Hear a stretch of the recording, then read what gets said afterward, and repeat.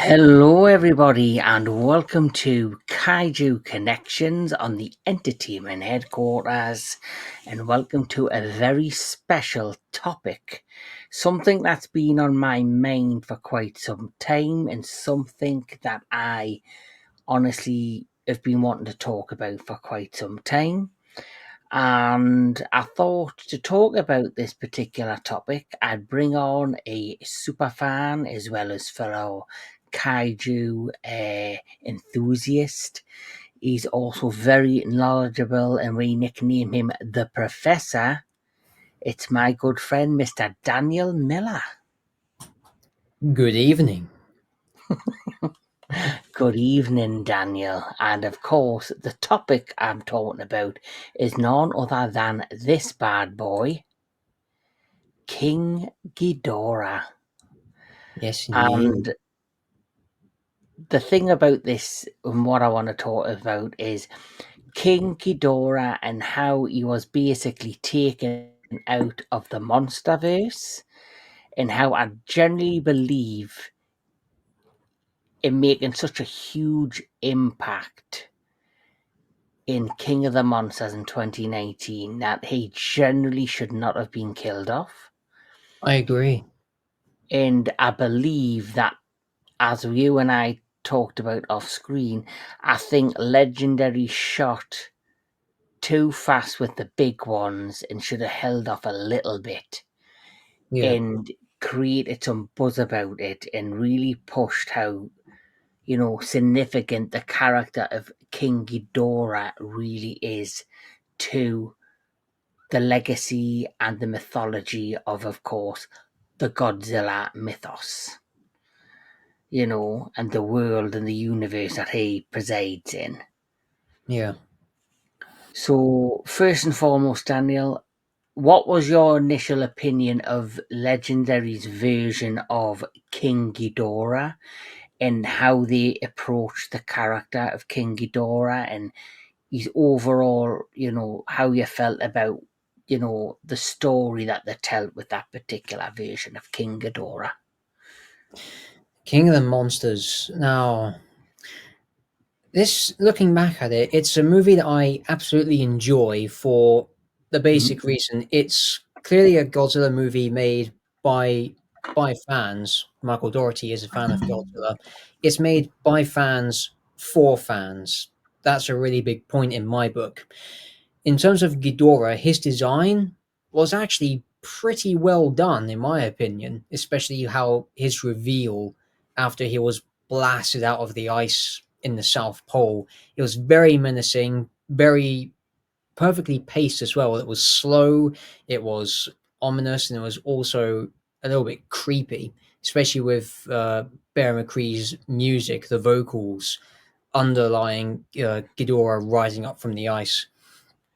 In Mhm. terms of his exit, his demise, really, I think now, uh, looking back at it from today, I think Legendary have pretty much shot themselves in the foot.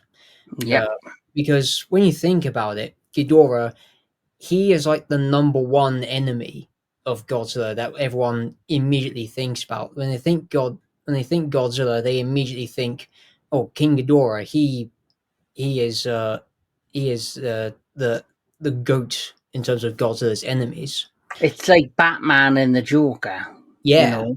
You've exactly. got Batman, aka Godzilla, and then his version of Joker would probably be King Ghidorah. Yeah, And also outside, well, obviously the first antagonist to Godzilla was Anguirus, who was yeah, seen in Godzilla Raids Again. And then obviously he had faced Mothra, but then Toho decided to do something magnificent, which was to bring in a character and give him a film with his own title, Ghidorah the Three-Headed Monster, which you have. yeah. And, they put all the emphasis and all the promotion on how King Ghidorah was going to be the biggest, the baddest kaiju that they had ever created since Godzilla in 1954. That's right. And I In the especially, world, oh, yeah. Oh, No, sorry, go ahead. sorry. Just like in the world of Toho, like obviously in that they were doing groundbreaking stuff with the universe building. They were doing Mm, it before Marvel ever did. And obviously when they first introduced her to King Ghidorah was like legit the big boss, the final boss. yes, he was. And what I loved about this is about his debut back in 1964. What I loved about Ghidorah the Three-Headed Monster was Ghidorah's backstory, which is told really through the princess who's possessed by the spirits of Venus. How Ghidorah basically is like this cosmic death that just glides throughout the cosmos and just annihilates any civilization it comes across, basically Mhm. leaving behind a dead planet. Yeah, That alone is a brilliant uh, kaiju origin. It's also quite a frightening kaiju origin in the sense that there's this thing just drifting around in the void that just does nothing but kill and destroy and then moves on to the next thing. There's no stopping it yeah. from that description. And I think King It, of the Monsters, they could have gotten the same way, but I do appreciate how they played him as Zerazawa said, a false king, as this pretender to the throne that fell from the stars. But I do wish they played a bit more, not just with that angle, but also with the Venusian plot line from the original Ghidorah. no, definitely, definitely. Couldn't agree more. That's what I liked about the original King Ghidorah is that, of course, they introduced him as this, planet destroyer, this stoppable force. And this before I started reading comic books or anything of that nature, Ghidorah was my first time seeing our as a child, like this larger than this cosmic threat. Hmm. And then later on, when I did start reading comic books, I was getting to know the likes of Galactus and Marvel and Yeah, other mythologies and other franchises that had these larger than life entities that were just enormous and so powerful. And in terms of Godzilla, that is what King Ghidorah was way back in the 1960s when he was yeah, first introduced. yeah. And He was like obviously, the Galactus of kaiju back then. How he literally leaves worlds behind, dead or yeah, destroyed. yeah. And even in the new anime trilogy, he's Yeah. like his nickname is Ghidorah. He's the Planet Eater, Yes, if I remember rightly. If I'm right, that's but right. so even then they're kind of playing on to how bad and how powerful and cosmic this version of Ghidorah is. So going back to the MonsterVerse, Hmm. when you were first introduced to King Ghidorah, just like Godzilla, who is a titan of Earth, you introduced to he's like the natural predator. He's like the alpha predator of the planet. We've meet King Ghidorah, who's frozen in ice, not known if there is like a link to outer space or not. And Mm, as the film progressed, we then did find out that he wasn't of Earth. that's He true. is revealed to be an extraterrestrial, Yeah, and I feel they could have done a lot more with that throughout the movie. I It agree. it was like they wanted to try and keep the film like 2014 as grounded as possible in terms of they could after you know 2014. Yes, it was a very grounded somber movie, and I think they did try to keep that tone throughout this movie, but I think there was that much going on, it was hard to keep to that Yeah, throughout the course of the movie. And then I think they softly played on the fact that King Ghidorah was an extraterrestrial. that's And true. it's like, since that movie, they've kind of got like, it went from the serious, like the Showa era, to then going to the crazy in terms of like Godzilla versus Megalon level, in Yeah, terms of the new empire.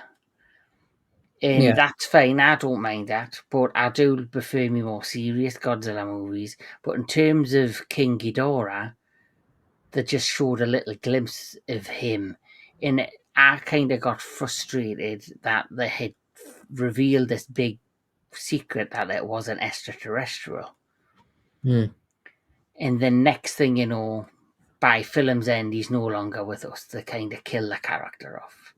Yeah. Where I wish, because of how epic the trailer showcased how much this film possibly could have been, I wish they had done this film in two parts. And that could have worked. Yeah, I Hearing you say that, generally that feel could have they should have. worked. I generally feel they should have ended the movie when it's revealed King Ghidorah as an extraterrestrial. Yeah. Like they should have dropped the oxygen destroyer. Godzilla you assumes dead, and then it's left open for King Ghidorah to rule the planet, and then that might have persuaded audiences to want to go see this part two, to see what Yes. would have come of Godzilla and the rest of the world once they figured out King Ghidorah was revealed to be this extraterrestrial. Yes. I think that would have worked brilliantly if they did it as a two part adventure.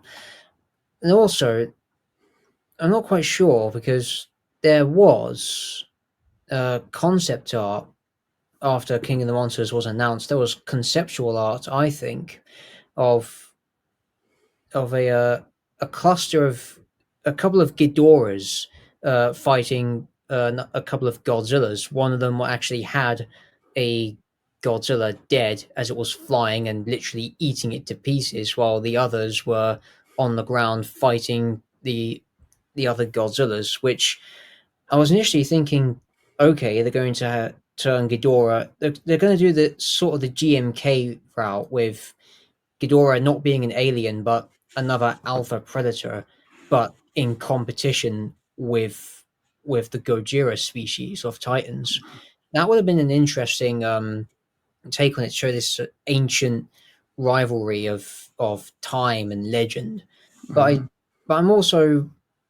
I also do prefer having Ghidorah being an alien as a surprise twist because in Mm-hmm. both the Toho movies and in the MonsterVerse, there Ghidorah is the first alien kaiju to fight Godzilla.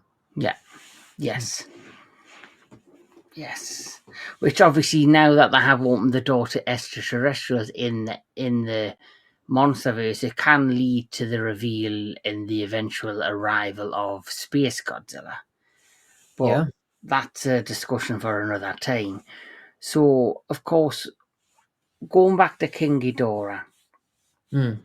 like when I first seen the ending of this movie, I was blown away with how Godzilla had, he supercharges because he's got all this pent up energy, and he kind of goes into like supernova, and then when it finally hits, he's able to destroy King Ghidorah. And the way King Ghidorah was evaporated was just outstanding. I Yeah. kind of found the last few minutes of the movie kind of comical, where he had the mouth, the neck, and the head of King Ghidorah in his mouth, and he kind of like blasts it into smithereen. I kind of wish that part had been left out, if I'm honest. Now, years down the line, after 2019, I just think it took it a bit too far. Yeah. And it also, I think, another reason I feel like that is because I wish they'd left it open where there was just lying on the floor a severed King Ghidorah head with the neck, and as you know, he can regenerate. So it would have. That's one of the things that I really enjoyed about this version of King Ghidorah. It had the ability to regenerate, Yeah. and so I was hoping the fact that he had that ability, they would have left it open for him to regenerate and to come back at some point. Like, they could have left Ghidorah lying at the bottom of the ocean, like when that Me- severed head was at the ocean.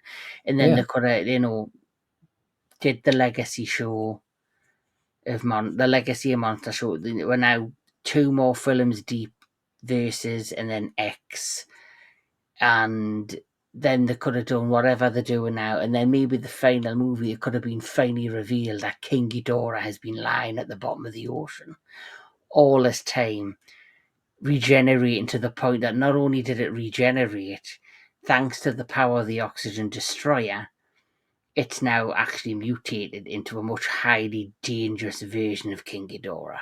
Yeah. Like, so it's got a power, like, it could have been like a destroyer Ghidorah hybrid, Now because now it's that's got cool. elements of the oxygen destroyer within its body. Yeah. Because I read an interview with Michael Doherty, the director, and he actually said, he goes with the severed head. He goes the end credit scene where you see the severed head in the back of, and Jonas turns up. He actually said you don't know what happens if, like, natural Earth insects or plant life is around the Ghidorah DNA, and how it could morph it or mutate it or affect it. So, with him saying that, I was thinking, right, a fly or a mosquito jumps onto the dead head or body of Ghidorah and starts feeding on it, it could turn into Megaguirus. Yeah. That sort of stuff like that. There were so many open-ended possibilities Yeah.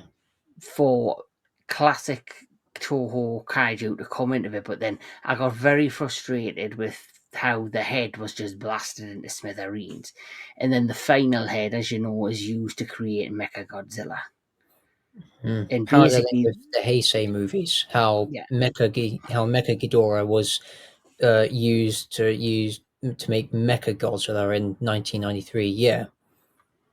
Mhm. There's some of the Heisei Ghidorah. Yep. One of my favorite designs as well. Yeah, one of them. I think the Heisei Ghidorah is just phenomenal as well. Yeah.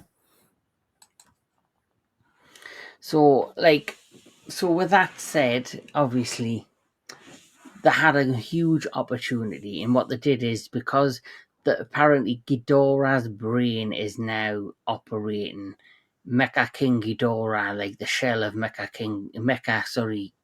Godzilla. Yeah. That's Basically, essentially, Mecha Godzilla is Mecha King Ghidorah, because his brain in this, the link, and the brain and the psychic abilities is linked into the power of Mecha Godzilla, thanks to the Earth, the Hollow Earth energy, and basically it made Mecha Godzilla sentient. yeah. And because of that, the soul of the mind, or what is operating Mecha Godzilla, in fact, is Ghidorah, which was, I like that twist. I thought it was a good twist It to think. So, was. so technically, King Ghidorah wasn't dead; he was just reborn in another body. Yeah. He was literally a ghost possessing a machine. Yes, yes. So that's the last inkling we have had so far of this version of King Ghidorah. So now we need to talk about, which is what this is about, how we think King Ghidorah essentially could return to the MonsterVerse. So, in your opinion, I'll ask you some of your ideas. How would you like to envision, if he does return? What would you like to see Legendary do with King Ghidorah and bring him back? Okay.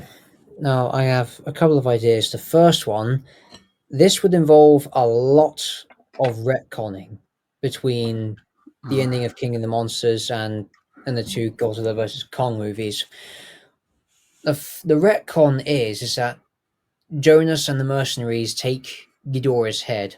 They're transporting it, but what they fail to realize is that because it's been exposed to the elements of the earth, and there's still regenerative traits inside the flesh of the old Ghidorah, it's assimilated those, but in doing so, it's mutated. So it's imagine Ghidorah, but with a Biollante-esque twist, hmm in the sense that it's an alien creature, and because it has some degree of telepathy, like we saw with Mechagodzilla, how it through the Hollow Earth energy managed to take control of Mechagodzilla at some point. It does the same, but with plants, because plants uh, share a form of communication, and they do react to one another by electromagnetic fields. So that could be area. So the head, that's the genuine part of Ghidorah. The rest is this uh, mashup of foliage and all sorts of plant life and other organic material in the form of this three-headed dragon-like Goliath. Oh, I like that. That's a fun idea. I've got a couple of me own ideas as well. Mhm. One of my first ideas is what if a company were to take over and get the remaining, all the technology, all of the hard drives, all of whatever was left of Apex. Mhm. They decide to tamper with the technology, not knowing that elements of the Ghidorah personality and brain have infected the systems after the defeat of Mechagodzilla, and it slowly starts integrating itself into systems of a computer, this new organization, a government organization. And so slowly it starts deceiving the people in charge, and it slowly starts, constructing itself a new mechanical body, Yeah. which turns out to be something like this, which would bring elements of the original, ideas of what Mecha King Ghidorah could have been, a mechanical version of the character. Yeah. And that's made me think of another idea, because building on what you've said about Ghidorah sort of invading the technology after the new H is tampered with it, what if it uses the electricity, say for instance, through the government technology, it infiltrates infrastructure, and then it goes to a power plant, the energy traveling through all of the all like cell towers and power lines, it goes to a power plant, forces it to overload, and the fire and electricity creates this astral body uh, or gateway of sorts in the form of a body. So it looks like a A Ghidorah rebirth, made, new fleshed version of King Ghidorah. yes, a Ghidorah Mm. made of electricity and fire that's sort of been pseudo resurrected. And just when you think it's been destroyed, it's actually opened up a portal to another side that we have no idea what it's like. And in there, a second Ghidorah, whether it be the same or a relative of the Ghidorah from King of the Monsters, emerges, and it's, for a choice of words, undead, like a galactic zombie Ghidorah. That potentially could happen, but you see, I do know that there's been plot leaks, and I don't like the plot leaks. If that's what turns out to be, unless they make it super interesting, for me the plot just sounds bonkers. And the Mm, plot basically said that the government of the world decide to try and bury the kaiju's on the surface in the Hollow Earth, and Godzilla, of course, goes to war with humanity and got Kong somehow involved. And one of the elements is that they used the deceased remains of skull crawlers, and they turned the skull crawlers basically into new, these like cyborg monsters, which could lead to you know, the discovery introduction of Gigan, because they could find the remains of an ancient, carcass yeah, of this titan that's deep in the hollow earth, and decide to take it to, suit it up with technology, and then it turns out to be Gigan.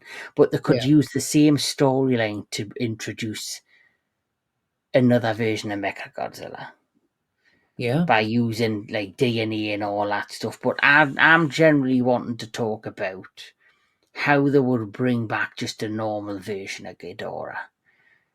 because I want to see that King Ghidorah back. I want to see, because I feel as if he didn't get the justice he deserved, like this version of Ghidorah. Yeah. Because just as you were getting to know the character, just as the character was growing and really taking shape within the confines of the film, I generally feel is it just was over before you knew it. And a lot of it happens because of the production of the movie. So there's Yes. a lot of turnaways, a lot of cutaways. So, for example, this scene I showed you before. That scene looks epic, where he just clings onto Godzilla and basically locks him down. But Yeah. then a few minutes later, it turns away and you don't see what happens next. And then Yes. the next thing you go to Rodan, and then you go to Mothra, and then you go to Madison in her house, and fire and doom and gloom, and that's what frustrated me about the movie, which it did frustrate about a lot of the fans, that you didn't get the fights that you wanted. And Yeah. that's why I want King Ghidorah to return fully in that form, because I want to see a full fledged fight. Like, you seen the fights that we got with Godzilla in Kong, in Godzilla versus Kong in Hong Kong. Yeah. Just epic kaiju battles. Mm. And you had the great fight between the Scar King and Kong in Godzilla Kong the New Empire. This fighting between Shimo and Godzilla didn't really go anyway. We didn't really see a full fledged fight between the two, which was a little bit disappointing as well for me, if I'm honest. But hopefully Shimo makes an appearance in the next movie, and we get to see her battle something, or many things, and we get to see her really showcase what she's capable of in battle. Yeah. I Um, hope so. but how would you bring back that version of King Ghidorah? And I think the idea you just said, it sounds fantastic. If somehow the DNA strands or the electricity that was released from King Ghidorah is sentient and invades like a power plant, and eventually, after years of being dormant, finally awakens and basically makes a power plant explode. But in the Yeah. confines of that explosion, DNA starts to grow and build, and then, bit like how the Mutos grow in Yeah. 2014, and eventually a new Ghidorah emerges. That's right. I think that would work beautifully. I agree, Kevin. There's another idea that I was thinking of, and the other idea is, as you know, recently just been announced that scientists have brought back, after 13,000 years, the dire wolves, or a Yes. form of the dire wolves from Game of Thrones, which is just crazy. And I Yeah. know a few years ago, if you remember, in the UK, Daniel, we got word that they had cloned a sheep called Dolly. Yeah. I've heard of that one. Yeah, so Dolly the who's sheep. to say we couldn't just get Ghidorah back through the simple, good old fashioned cloning process? Yeah. Because they've got all that DNA that will be scattered all over Boston. Hmm. There'll be DNA strands in the ocean after the oxygen destroyer. And even on that island where Ghidorah was standing and Rodan was birthed from, there'll be traces of Ghidorah DNA. So Hmm. that's another possibility, that they're doing scientific experiments with Titan DNA, not realizing a strand of it comes from Ghidorah, and Yeah. something is triggered within the DNA, and just like we're seeing, it starts to not evolve but starts to regenerate to the point it generates at a mass rate that it finally forms the Ghidorah that we had in the previous movie, that's now regenerated fully because something in the DNA strand has been triggered, and it produces probably the same Ghidorah with the memories of the previous one up to the point it was killed at Yeah. Boston. and so it's got a vendetta straight away against Godzilla and humanity. Yes, a Ghidorah with vengeance. Yes, and like I say, yes, it gets regenerated, but because of the tampering from scientists, it now has been slightly modified, where it might have a couple of new abilities, or its look might have slightly changed, but Yeah, still King Ghidorah. yeah. Like if it wasn't being engineered into a bioweapon, or they were sort of testing the idea of hybrid fusion uh, in the name of bioweapon research. Hmm. What they could have done, going with this idea, Kevin, they could have uh, done something similar with in Godzilla versus Biollante, where the plant cells are introduced to Godzilla cells, but in this instance, it's the Ghidorah cells Yes. that are exposed to the Godzilla cells, and because the mutation is unpredictable, it's unstable, and it produces a Ghidorah that has minor elements of Godzilla. Say, for instance, it has the body of Ghidorah, but along the backs you could see little Godzilla dorsal spines and back plates, Hmm. sort of adorning the back of each spine as it tapers into a central norm along the back in between the wings. Hmm. Yeah, that could work. Yeah, and the atomic breath that could actually play with the gravity beams of Ghidorah as well. So it's like uh, Godzilla's breath mixed with Ghidorah's electricity. It's a lot more destructive, and it's also a lot more damaging uh, to Godzilla or any other Titan when it's in combat. Yes, I agree. A thing I was thinking of was like a scene where you've got a group of scientists in the lab, and they get told, "Do not touch this jar or this container because it has the remains of the King Ghidorah DNA, and because they know it's extraterrestrial, not to tamper with it, because if they tamper with it, it's an unknown substance. They don't know how the research will affect it." That's And then right. I think it will be like a throwback if, like, because as you know, there's everybody knows who was a kaiju fan that the Anguirus was apparently, there's a skeleton of a species of Anguillus at the bottom of the ocean where the temple got destroyed, Yeah, which obviously housed in was where Godzilla lay in slumbered and was regenerating after the oxygen destroyer. So I've got like a vision in my head of like a scene where they find strands of Anguirus DNA and they start tampering with it, and the fans are like, "Oh my god, they're gonna clone a new Anguirus," and they're like flipping out, and they're going crazy, thinking we're finally gonna get a MonsterVerse version of Anguirus. But the next thing you know, somebody takes the tree away and accidentally does the thing that he's told not to, and yeah, tampers with the Ghidorah DNA, and all hell breaks loose. And you're like, yeah, "Oh shit, we nearly got Anguirus, but we didn't. We're getting King Ghidorah back."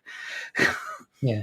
It's like, oh, what the hell have you done? You did the one thing that we told you not to. I mean, it's like, Hmm.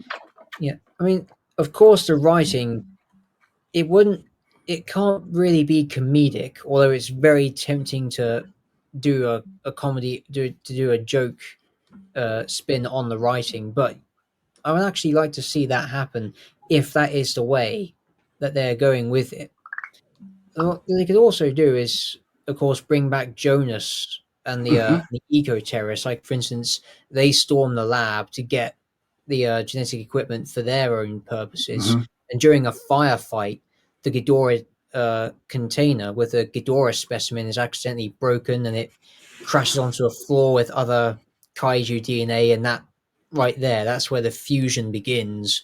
And there's this another Ghidorah monster that spawns in the middle of the firefight, and it causes havoc before bursting through the laboratory if it's an underground laboratory. Yeah, that's another thing. Obviously, that is a bit frustration about the MonsterVerse, Mm, but it's not uncommon with the Godzilla mythos or franchise that for each film we're kind of introduced to brand new human characters, yeah, and we get the characters are like the anchor. to get to the monster fights and the monster action. Mm. Like, there's only been a couple of films where the humans generally are interesting, intriguing, and you want to follow the story through them. Um, 1954, Dr. Zarazawa and the love triangle. Then he was such a mysterious man. He seemed like a man, who was torn, lost, and all that. And then his wife and the person she was in love with. And then obviously, we all know minus one, that is a character driven Oh story. yeah, Um, yeah. We have a the only other kamikaze. time you had consistency in Godzilla is in the Heisei era Yeah, with one particular character who was like a constant, which was the female psychic character. Miki Sagusa. Yeah, she was that constant flow throughout the Heisei era, and that is the one element I find that is missing with the MonsterVerse, and they keep hitting and missing with it.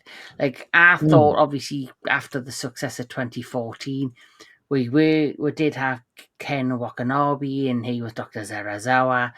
They obviously killed him off, which, like King Ghidorah, I think they killed off too soon. I think they Yeah, should have used him to be the main face, the main focus of the MonsterVerse in terms of humans.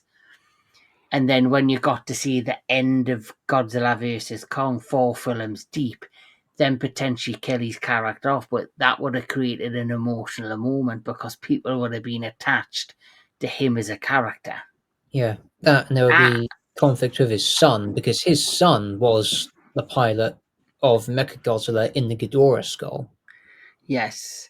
But there was no real reference to it other than name only.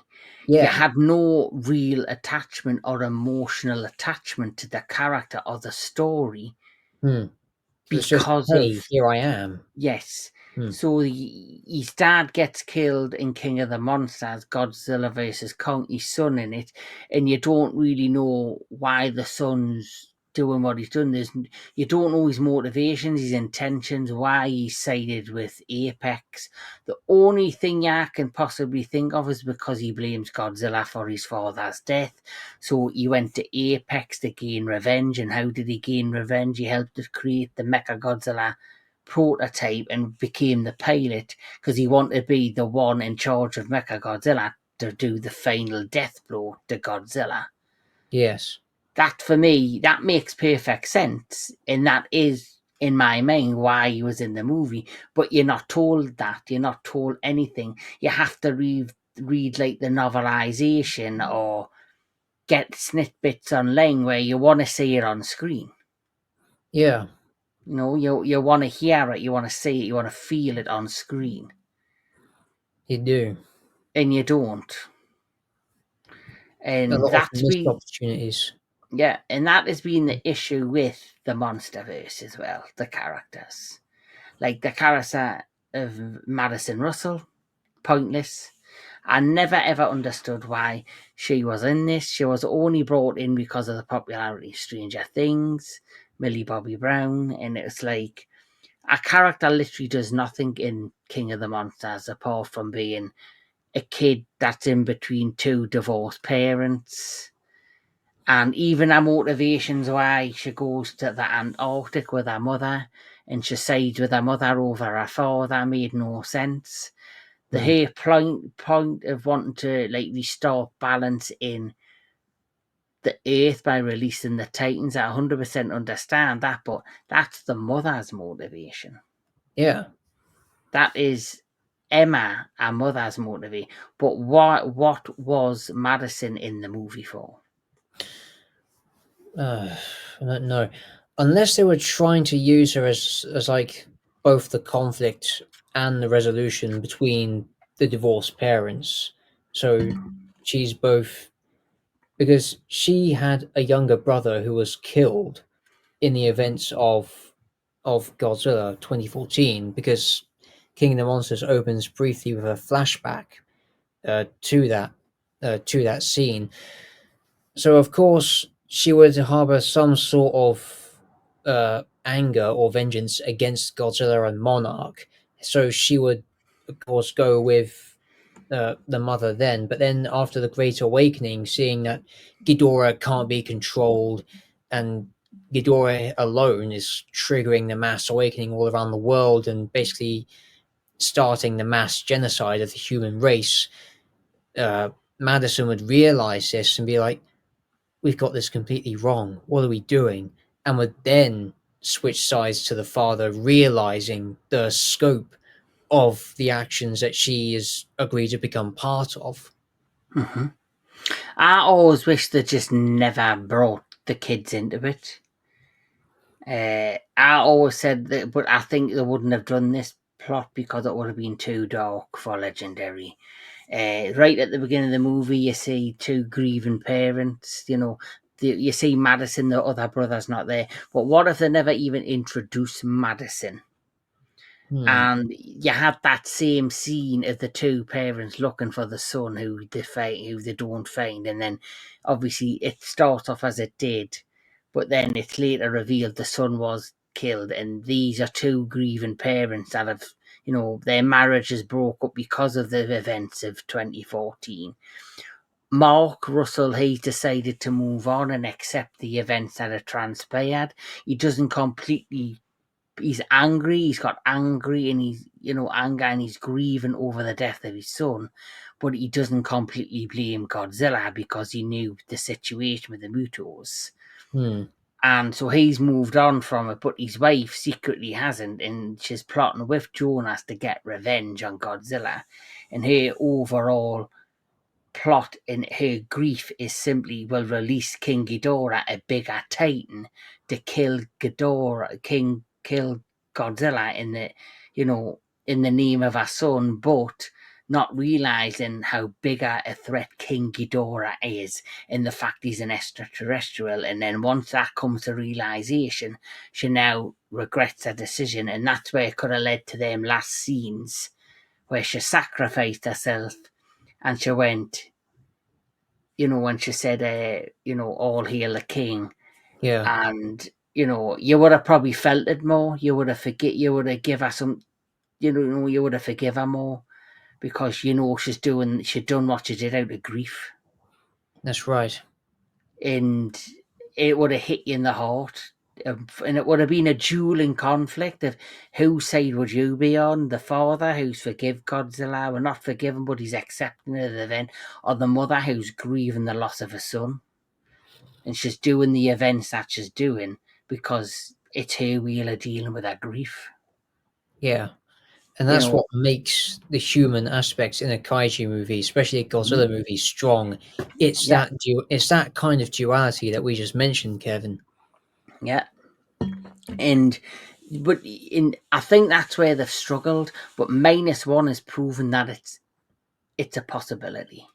Yeah, And I generally think because of the success of -1, I've got a feeling in me bones, and I would like to hope, and I'm touching wood that I'm following me gut that the next legendary movie, because of we've had one that was just, it was a versus movie.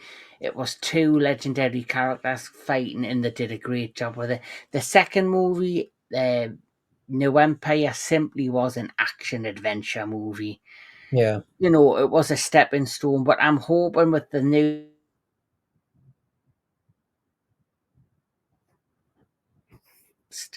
that they've decided, right, we need to really focus on character, human character.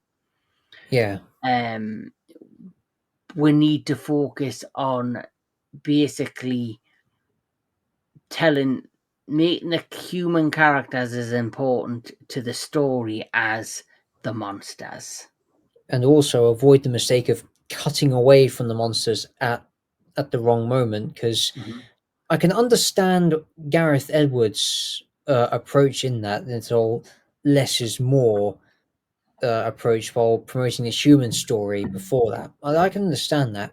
In King of the Monsters, the idea is there, but they just didn't time the cutaways right. What they should have done Mhm. was held on to the kaiju scenes just a little bit longer, and then went back to the human drama. Mhm. And then bang, right in the middle of Godzilla versus Kong, you got the fight you wanted. Yes. But then I do feel like in New Empire they went back to the formula of the first movie in King of the Monster, because you had that epic scene of the monsters running at each other, and then it went to slow motion. And then when they were in, you know, when the gravity hit, the zero gravity hit, and they were floating about, that was a perfect opportunity to show a scene of Godzilla going towards Shimo and him just fucking bitch slapping the taste right out of Godzilla's mouth and then floating around like that, like Yeah. kind of stunned. And then even he could have then done the ice blast and Mothra saved Godzilla, and then you could have had Godzilla chasing at Shimo and then whacking the shit out of him, and then the zero gravity drops, and that's when they could have went to the city and just done that end battle. Because I found you had to blink and miss. You had to blink and really concentrate on what was going on in the the Brazil, the De Niro scene, the what's it called, Rio De Niro scenes. Yeah. In the last half 10 minutes of the film, everything was going so fast. Yeah. Godzilla was charging at Shimo. Scar King was attacking Kong. Next thing you know, Kong's going after, getting knocked over by Shimo. Godzilla's going after Scar King.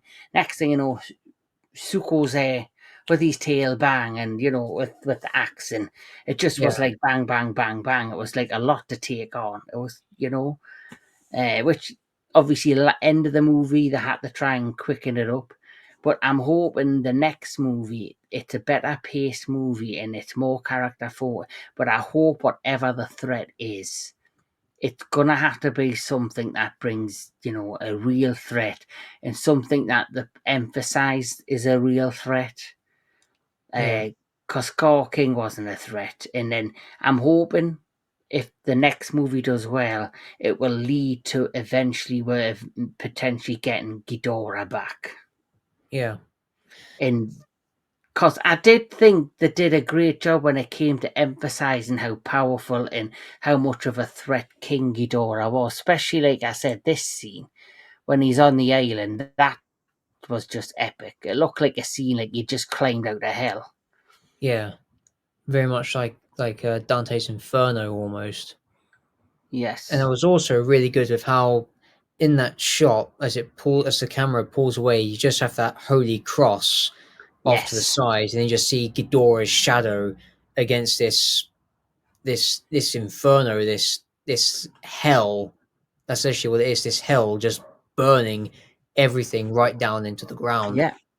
Yeah. So they definitely did a better job with emphasizing and making sure you knew King Ghidorah was a huge threat. Yes. But I just feel like they wasted him right at the end. I think they should have even just made it where he flew out. I would have been quite happy if he just flew into space, Yeah. right? And then that would have tied in with that would have even been more fan service.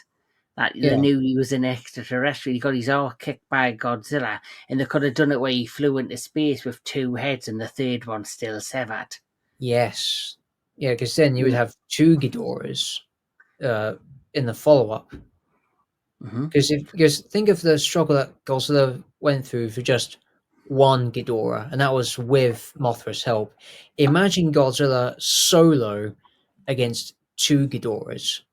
Mm-hmm. He wouldn't stand a Well, chance. it would be a perfect end game for the Yeah. MonsterVerse if they'd done that, because the original King Ghidorah could fly out into space and it's regenerating, but it's getting also bigger and it's Yeah. also evolving. The other Ghidorah, after many years of hibernation, could finally awaken, and so you've got Ghidorah calling out to the other one. In the original King Ghidorah could now be renamed Grand King Ghidorah. Mm. And as he returns to Earth, it's basically Kong, Shimo, Godzilla, potentially Rodan, and of course Mothra versus the two Ghidorahs, who've now also summoned a number of the Earth Titans, who view them two as the alphas who turn on Kong and Godzilla and his team, and they could just make it a full-on all destroy all monster situation. Yeah. I mean, it would make sense that the Ghidorahs would use the Muto Prime because the Mutos, they were Godzilla's first opponents, uh, really before the idea of the MonsterVerse Mm-hmm. kicked off with after the events of Gareth Edwards' Godzilla. Mm-hmm. So it would be an appropriate way to tie the MonsterVerse as Godzilla's first enemies with his most iconic foe from his history as the end game. Yeah, definitely.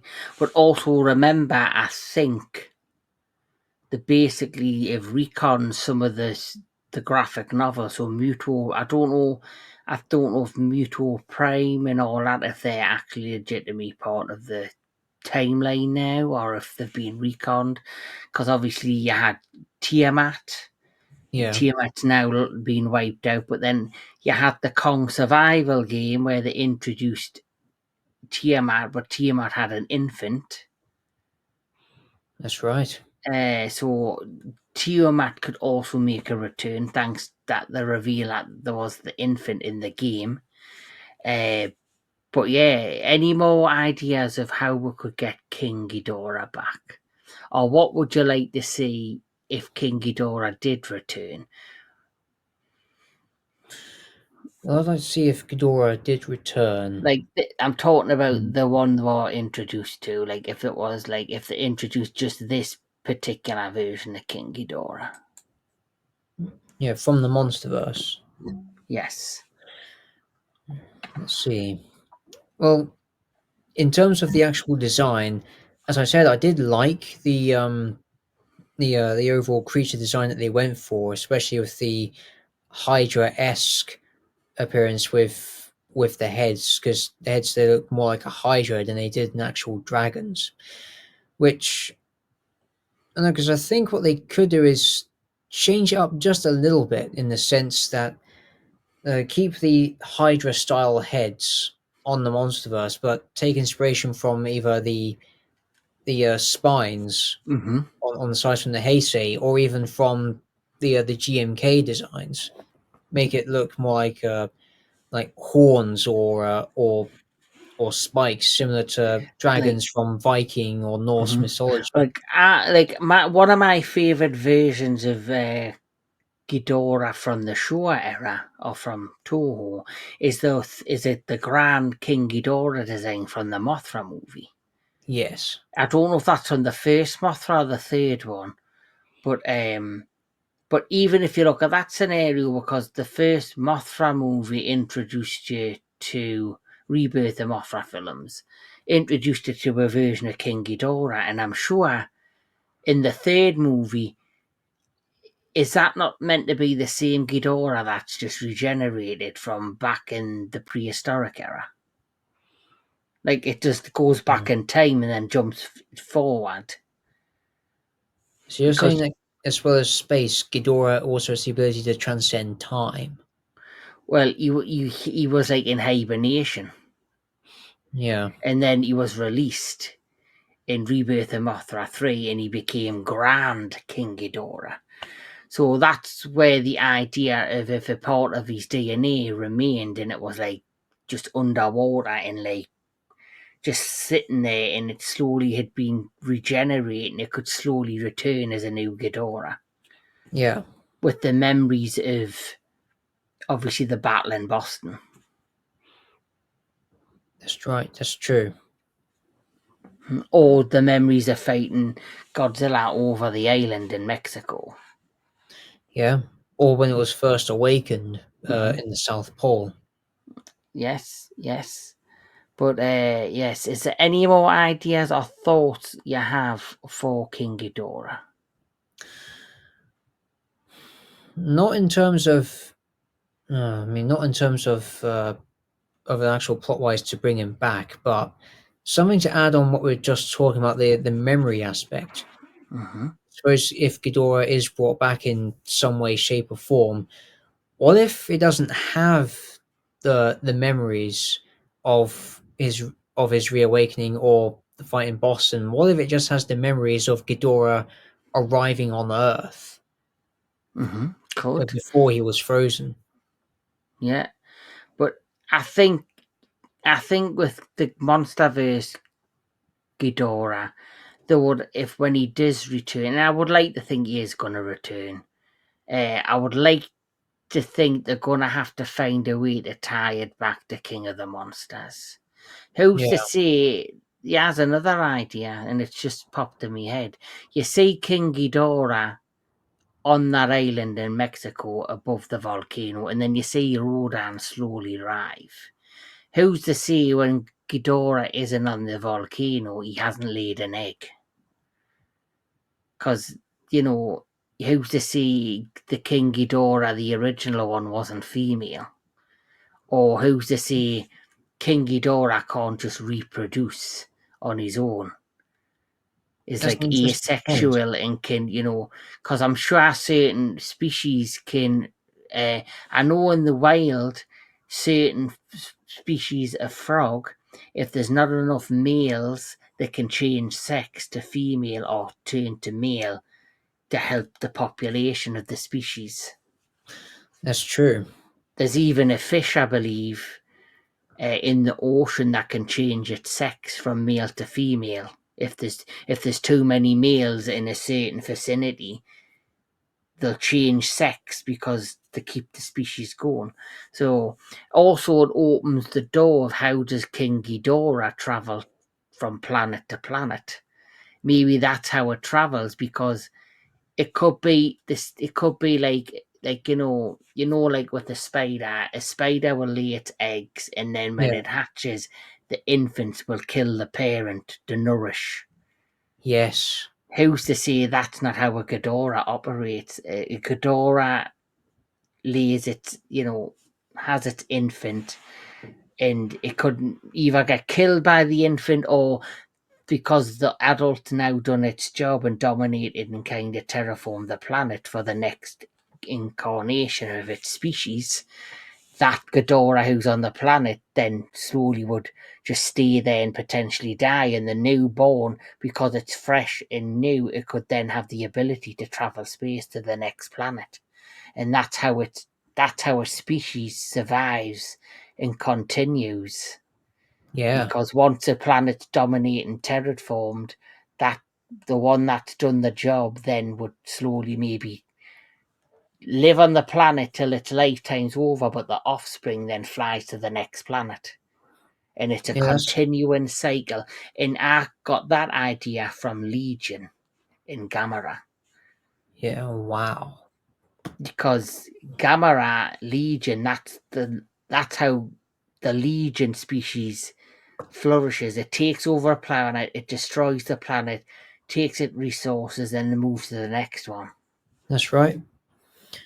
It could also work in the similar principle to the alien from the movie The Thing from Another World. How if just a piece of it is lost, like an arm, a leg, or in Ghidorah's case, a wing, what's to say that that piece can't literally grow its own body from that severed off piece, and the other specimens left behind, they either go to other planets or they just kill just to become the sole ruler of that one world. Mm-hmm. So it's a means to an end. There's strength in numbers for invasion. Then after dominance, it's every man for himself. Mm-hmm. Either way, when Ghidorah does return, I would like a scene like this where Ghidorah's just firing towards Godzilla. Yeah, And it'd be interesting because we've got Godzilla evolved with the pink dorsal fins. So obviously we would need a redesign of Ghidorah.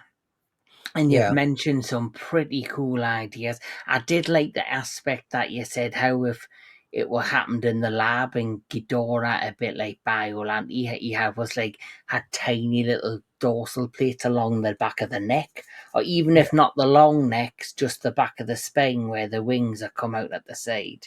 yeah, Uh, I personally would like a design like Grand King Ghidorah. Hmm. because that for me is fucking awesome. And of course, we know the designs of King Ghidorah that walks on all fours. Yeah. We have those versions of King Ghidorah. That was Kaiser King Ghidorah, I believe, In Final Wars. in Final Wars, and I'm sure there's a version of that King Ghidorah in one of the Mothra films. I personally don't like that particular look of King Ghidorah on all fours. I like the classic two-legged, big-winged, golden bastard. So do I. That's what I like. He's fucking awesome. Mm. Uh, any other ideas for the designs of King Ghidorah? Like any versions that you particularly would like. Like I said, we talked about what if they brought a Mecha King Ghidorah. I seen this element as well, which was That's cool. taken. Basically, it's just like the same build as Mecha Godzilla, but it's all Ghidorah. Hmm. Yeah, that is one possibility. Another one is, of course, if they introduce two Ghidorahs, then what they could do is that take some inspiration from the Showa Ghidorah because it has that hair or fur on the side. So that could be a sign of an older Ghidorah, an even stronger uh, Ghidorah. Whereas the Ghidorah that we saw in King of the Monsters, that was if not an adolescent, then an adult, not even Mhm. an elder Ghidorah. Yeah, here's a good idea because I know you love him. What about Hmm. a Varan Ghidorah hybrid? Oh, ho, ho. Now I'm interested. Yes. But yes, they're just a few ideas from me and Daniel on King Ghidorah.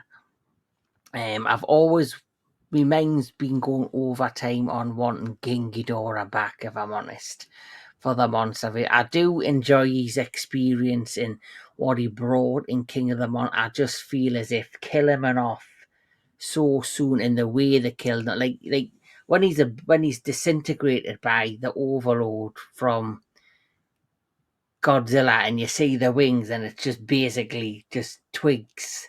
Hmm. That bit doesn't bother us. It's the bit where Godzilla comes out of the rubble and he basically blasts the last remaining head. I just think that was a wasted opportunity. Like doing that, they should have left the severed head on the floor and left it open for him to come, because the basic answer, if that had happened, or if the head that Jonas had found, the basic answer would be something happens where the government's got that severed head locked up and the people are told not to go near it, not to touch it, not to allow any electricity near it, and then something happens where, it could be something as simple that a monster attacks where the lab is and something gets triggered and an explosion sends a shot of electricity into the remaining head, and because of the shot of electricity it starts the regeneration project process, Yeah. and boom, you've got a new Ghidorah, bang, sorted.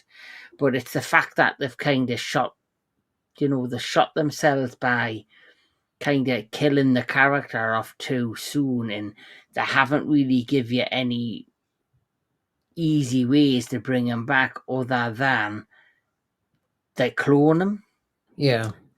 Another one arrives from space. A one was born on the planet that we don't know about in Mexico in the volcano. Yeah. Or, like you say, there's a highly mutated one. We get a mechanical one because Hmm. his spirit is still dormant in the remains of the whatever was left from Apex. Or, as you said, there could be a way where a portal gets opened up and they bring in a new type of Ghidorah from an altered reality. But Yeah. I don't know if they would go that far as of yet to open portals to other, you know, universes. Because at the end of the day, I think the world is pretty sick of the Marvel MCU multiverse. Oh yeah. So Yeah. I think the next movie I'm hoping is going to be more grounded with a better humanized plot, but still keeps the core of who Godzilla is and Kong. Uh, but in all, I want me, and I want me some more King Ghidorah Yeah. in the MonsterVerse. That's all I want. Bring him back.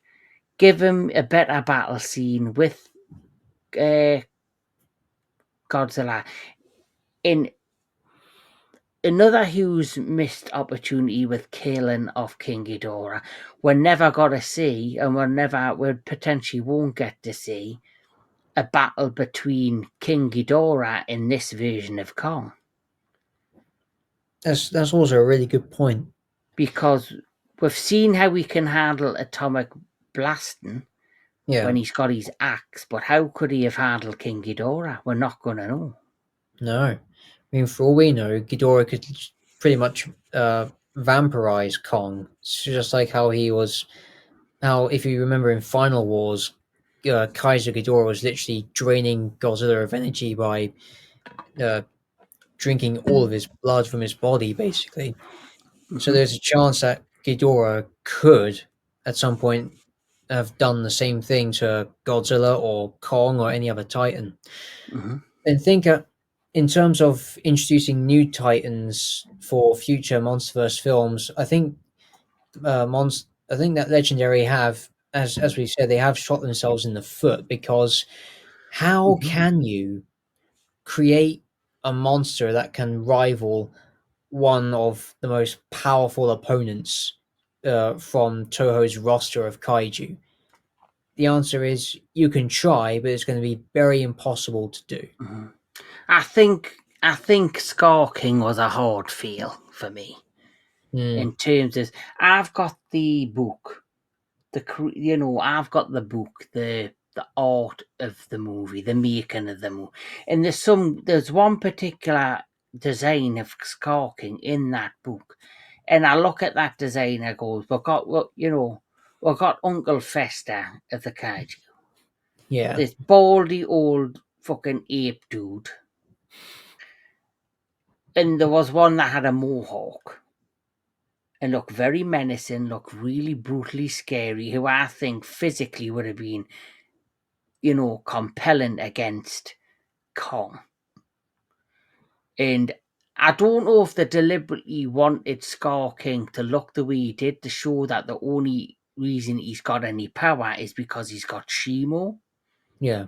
Literally But by mind controlling with the crystal. yes, so imagine if he didn't just have that. Imagine if he was just really intelligent, really big, really intimidating. Because I remember that particular scene with Scar King, and it's when the ape One Eye, goes to tell him that Kong's in the lair. And Mm, as he goes up to go in to speak to Scar King, you've got them two basically bouncer gorilla type apes who are massive. They're yeah, standing like that. They look fucking badass. They look intimidating. yeah. And then now, Scarking, by comparison, he's just Festa Kong walked out of the fucking thing. All the thing was the eyes, and he jumped down, and I just wasn't intimidated. But no, I did. But then I thought, right, and how are they going to make him be a match for Kong? Because Kong's jacked the fuck. He's like this. He's muscles. But then yeah, it showed you he was very agile. He was like a orangutan. He could flip around. He could do gymnastics, and he had the whip. And I thought he was brilliant. But then I thought when it got to the final battle in Rio de Janeiro, I just thought to myself, right, and you're gonna have to show Scar King just with his raw power and how much of a skilled fighter he is against um Kong, but that's not what happened. They kind of went down the superhero cartoony ending route, yeah, and we're just seeing a very weak Scar King. And I want, if the next movie has to introduce a villain that can go toe to toe with both Kong and Godzilla. that's right. And I've said this from day one. If you look at the legendary original Titans compared to the Toho Legend legendary, the Toho classic kaiju versus the legendary original ones. Most of the Toho, most of not so, most of the legendary original are just carbon copies of classic Toho characters. So, for example, Tiamat is Manda. Yeah. Um, Syla is a mixture of Kumonga and Ebera. Yep. For me, when I look at the Mutos, they're for me because of how they interact. They're like these invading species. They're like these cockroaches that'll never die. They're always going to be different versions of them. They Mm. remind me of the Gaios from Gamera. Yeah. And Because then they you've do got have that in the head, that similar shape, at least in the front of the head. They do look yeah, a bit like Gauss. and the wings of the male Muto. Yeah. They're very unique looking. So for me, they were like the Gaios, and then of course you've got like Methuselah. I don't know that Methuselah and Behemoth for me are the only two original kaiju that didn't look like something that Toho had already given me. Yeah. And then for me, I've mentioned this before. Doug Mm. is for me. If he had the big floppy ears, he would just be Baragon. Yeah. He All would. he's all he's missing is the horn on the nose and the ears. Yep. But like you say, we need more King Ghidorah. I want more King Ghidorah. You want more King Ghidorah. We just need to find a way to bring him back. And we've come up with some very creative ideas there. And anybody who watches this, I want to know your ideas. I want to know how you would bring King Ghidorah back to the MonsterVerse, how you would make him happen, how you would make him grow, how you would, make him face off against Kong in Godzilla. Let me know in the comments below, and me and Daniel will be watching very carefully to see what you guys come up with. But Yep. as always, Daniel, this has been a blast. Yep. Is there anything you would like to mention coming to your channel soon? Yes, indeed. Very soon. Very soon. Very soon. I have a time lapse illustration that's uh, nearing the end of post production as we speak. Just needs some minor adjustments, and it's and when that's done, it'll be up on my channel for you to see. In the meantime, do keep an eye out on my socials for any further updates. I did one earlier today, an update earlier today, a post production update. So yeah, that's what we have looking to look forward to. In terms of writing, I have a lot more ideas thanks to Anubis and me doing my gothic stories and also the gothic illustration, which is what the time lapse is, and doing this video with Kevin.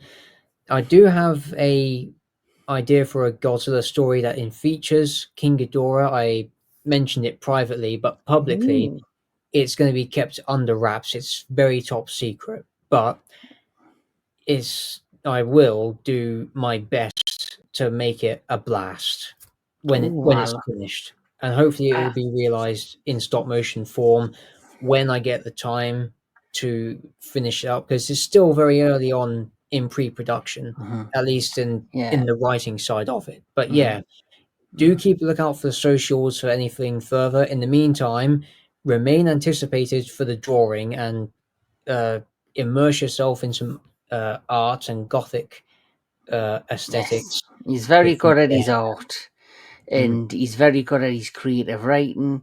And I'll put his YouTube channel link in the description box below. Also, one thing I was very impressed with Daniel is he did a stop motion Godzilla versus Varan two-parter. So if you want to check that out, go over to Dan Filament, which is down below.